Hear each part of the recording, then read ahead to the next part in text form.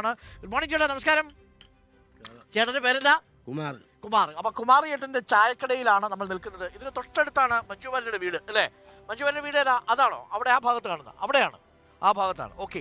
അപ്പോൾ നമ്മൾ ചായ കുടിക്കാൻ വേണ്ടിയിട്ട് നമ്മളൊന്ന് വണ്ടി നിർത്തിയതാണ്.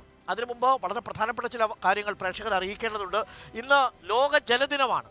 പ്രേക്ഷകർക്ക് ഓർമ്മയുണ്ടാവും, ആകെയുള്ള വെള്ളത്തിൻ്റെ 2.5% മാത്രമാണ് ശുദ്ധജലമുള്ളത്. അതുകൊണ്ട് ഓരോ തവണ വെള്ളം കുടിക്കുമ്പോഴും നിങ്ങൾ ഓർമ്മിച്ചോളൂ, ജലം എന്നുള്ളത് വളരെ പ്രധാനപ്പെട്ടതാണ്. ഒരുപക്ഷെ ഭാവി തലമുറ ഒരു യുദ്ധം ചെയ്യാനിടയുള്ളത് ജലത്തിന് വേണ്ടിയായിരിക്കും എന്നൊക്കെയാണ് വിദഗ്ധർ പറയുന്നത്. അതുകൊണ്ട് ഓരോ തുള്ളി കുടിവെള്ളവും നമ്മൾ പാഴാക്കാതെ ഉപയോഗിക്കുക. ഇപ്പോൾ നമ്മളൊരു ചായ കുടിക്കാൻ വേണ്ടിയിട്ട് കുമാരേട്ടൻ്റെ ചായക്കടയിലോട്ട് വന്നതാണ്.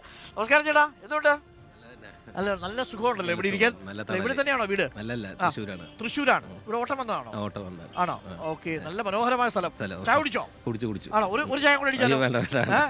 ചായ കുടിച്ചു. അപ്പോൾ നമുക്ക് കുമാരേട്ടൻ്റെ കടയിൽ നിന്നൊരു ചായ കുടിക്കാം. ഒപ്പം ഈ മണിക്കൂറിലെ പ്രധാനപ്പെട്ട ചില വാർത്തകൾ പ്രേക്ഷകരിലേക്ക് എത്തിക്കുകയും ചെയ്യാം. അപ്പോൾ വളരെ ഉന്മേഷം നിറഞ്ഞു നിൽക്കുന്ന ഒരു വാർത്താ ദിനത്തിലാണ് നമ്മൾ നിൽക്കുന്നത്. അത്യന്തം നാടകീയമായ സംഭവ വികാസങ്ങൾക്ക് സാക്ഷിയാവുകയാണ് രാജ്യം.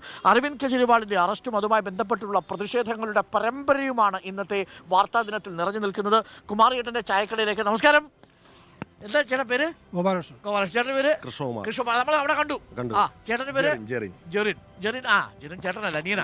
എന്ത് ചെയ്യുന്നു ജെറിൻ? വണ്ടിയുടെ ടിപ്പർ പോകുന്നു. ഈ ടിപ്പർ വണ്ടിയൊക്കെ ഈ അദാനിയുടെ വണ്ടിയൊക്കെ ഇടിച്ചത് ഓർമ്മയുണ്ടല്ലോ? അദാനിയുടെ വണ്ടിയല്ല, അദാനിയുടെ വിഴിഞ്ഞം പോർട്ടുമായിട്ട് ബന്ധപ്പെട്ട് ഓടുന്ന ടിപ്പർ ലോറിയിൽ നിന്ന് കല്ല് തെറിച്ച് വീഴുക. അപ്പോൾ ടിപ്പർ ലോറി ഓടിക്കുന്ന സമയത്ത് പെട്ടെന്ന് ചില ബുദ്ധിമുട്ടൊക്കെ ഉണ്ടാവാറുണ്ട് ആൾക്കാർക്ക് എന്ന് പറയുന്നത്. ബുദ്ധിമുട്ടുകളുണ്ട്. നമ്മൾ പരമാവധി നോക്കിയിട്ട് അഡ്ജസ്റ്റ് ചെയ്ത് വണ്ടി ഓടിക്കുക. എല്ലാ ഡ്രൈവർമാരും ചിലപ്പോൾ അങ്ങനല്ല, കയ്യിൽ എല്ലാവരും അങ്ങനെയല്ല, അപൂർവം ആൾക്കാരുണ്ടെന്ന് പറയാം. ഓക്കെ. അപ്പോൾ നമ്മൾ കുമാരേട്ടനുണ്ട്. കുമാരേട്ടൻ്റെ ചായക്കടയിലാണുള്ളത്. കുമാരേട്ടൻ രാവിലെ എന്തൊരു കറിക്കരിയുന്ന തിരക്കില്ല. ഇത് മുട്ടക്കറി കരിയുവാണോ അതോ ഓംലെറ്റിനാണോ? ഇല്ല, ഉള്ളിവടയ്ക്ക് വേണ്ടിയിട്ട് അരിഞ്ഞുകൊണ്ടിരിക്കുകയാണ്. നല്ല കുനുകുനുകുനാന്നുള്ളിയൊക്കെ അരിഞ്ഞുകൊണ്ടിരിക്കുകയാണ്. നമ്മളിപ്പോൾ ഉള്ളത് പുള്ളിലാണ്. ഇത് ദോശ, ഇത് പൊറോട്ട അടിക്കുന്നതാണോ? ആണോ? എത്ര കാലമായിട്ട് ഇവിടെ കച്ചവടം ചെയ്യുന്നുണ്ട് കുമാരേട്ടൻ? ഇത് വേറെ ഉണ്ണി വേലായിരുന്നു പറയും. എത്രയാ? ഉണ്ണി വേലായിരുന്നു 10 കൊല്ലം കഴിഞ്ഞു. 10 കൊല്ലം? അല്ല, അതിന് മുമ്പ് ഇവിടെ കച്ചവടം ഉണ്ടായിരുന്നോ? ഇല്ല. ഇപ്പൊ ധാരാളം ആൾക്കാർ വരുന്നുണ്ടോ? ഉണ്ട്. രാവിലെയാണോ വൈകുന്നേരമാണോ കച്ചവടം കൂടുതൽ? വൈകിട്ട്. ചേട്ടന്റെ വീട് എവിടെയാ? എന്റെ വീട് പട്ടാമ്പിയാണ്. പക്ഷെ ചേട്ടൻ ഇവിടെ വന്നിപ്പോ താമസിക്കുകയാണോ? ഇവിടെ താമസിക്കും. ഈ കച്ചവടത്തിന് വേണ്ടിയാണോ നിൽക്കുന്നത്? ഇതിന് മുതലാളി വേറെ ആണോ? അപ്പൊ ചേട്ടൻ ഞാനിവിടെ എല്ലാം നോക്കുന്നത് ചേട്ടനാണ് അല്ലേ? പട്ടാമ്പിയിലാണ് വീട്. ഓട്ടം എവിടെയാ? അപ്പൊ പാലക്കാടാണോ? പാലക്കാടാണ് വോട്ട് അല്ലേ? അപ്പോൾ കുമാരേട്ടനാണ്. കുമാരേട്ടൻ ഇവിടെ ചായ അടിക്കാൻ നിൽക്കുന്നൊരു ചേട്ടനാണ്. ഷാജി വന്നിട്ടുണ്ടല്ലോ. അപ്പോൾ നമുക്ക് പുള്ളിൽ കുറേ ആളുകൾ. ഇത് കടുപ്പം കൂടുതലോ കടുപ്പം കൂടുതലോ? ഇത് ഇവരുടെ ചായയാണോ? 2 ചായ. എനിക്ക് കൂടുതൽ കടുപ്പത്തിലുള്ള ചായ വേണം, മധുരം വേണമെന്നില്ല. സന്തോഷം. അപ്പോൾ നമുക്ക് ഈ മണിക്കൂറിലെ ചില പ്രധാനപ്പെട്ട വാർത്തകൾ പ്രേക്ഷകരെ അറിയിക്കേണ്ടതുണ്ട്. ഇതിപ്പോൾ പുള്ളിലെ ഒരു സാധാരണ ചായക്കടയാണ്. 10 വർഷമായിട്ട് ഈ ചായക്കട പ്രവർത്തിക്കുന്നുണ്ട്. അപ്പോൾ നമുക്കൊരു ചായ കുടിക്കാം. ചായ കുടിക്കുന്നതിനോടൊപ്പം നല്ല ചൂട് വാർത്തയും ഞാൻ പ്രേക്ഷകരെ അറിയിക്കാം. ഈ മണിക്കൂറിൽ നമ്മളെല്ലാവരും കാത്തിരിക്കുന്നത് അരവിന്ദ് കെജ്രിവാളിന് ജാമ്യം കിട്ടുമോ എന്നറിയാനാണ്. അതിനു മുമ്പ് ഒരു കാര്യം കൂടി പ്രേക്ഷകരെ അറിയിക്കാം.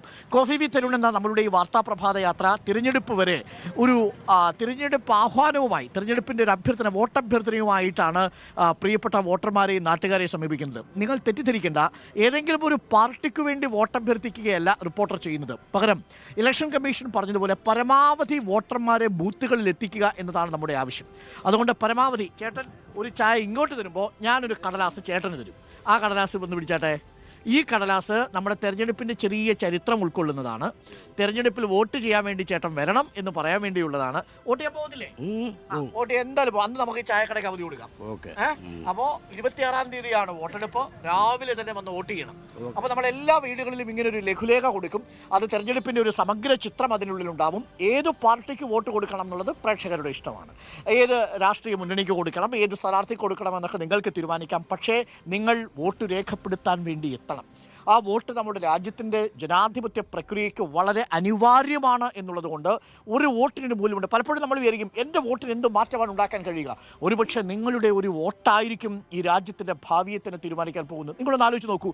543 ലോക്സഭാ അംഗങ്ങളുള്ള നമ്മളുടെ ലോക്സഭയിൽ തിരഞ്ഞെടുപ്പ് നടക്കുമ്പോൾ ഒരു വോട്ടിനാണ് അല്ലെങ്കിൽ ഒരംഗത്തിൻ്റെ ഭൂരിപക്ഷത്തിലാണ് അധികാരത്തിലേക്ക് വരുന്നതെന്നിരിക്കട്ടെ, അത് ഏത് സർക്കാരാണെങ്കിലും.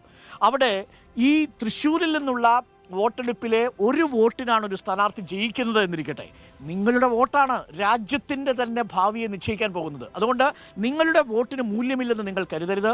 നമ്മുടെ തലമുറയെ, ജനാധിപത്യത്തെ, രാജ്യത്തെ ഒക്കെ പിടിച്ചു നിർത്തുന്ന നിർണായകമായ തിരഞ്ഞെടുപ്പാണ്. കൃത്യമായും നിങ്ങളുടെ വോട്ടവകാശം നിങ്ങൾ വിനിയോഗിക്കണം. മനസാക്ഷിയുടെ സമ്മതിദാനാവകാശം നിങ്ങൾ വിനിയോഗിക്കുക. ഇപ്പോൾ നമ്മൾ നിൽക്കുന്നത് പുള്ളിലാണ്. നമുക്ക് നല്ല ചൂട് ചായയാണ്. ആ ചൂട് ചായ കുടിച്ചുകൊണ്ട് ചൂട് വാർത്തയും കൂടി പ്രേക്ഷകർക്ക് കേൾക്കാം. എന്നിട്ട് നമുക്ക് മറ്റു ചില വീടുകളിലേക്ക് കൂടി പോകാം. പുള്ളിൽ നിന്നുകൊണ്ട് ഇന്നത്തെ വാർത്താ പ്രഭാത യാത്ര തുടരുകയാണ്.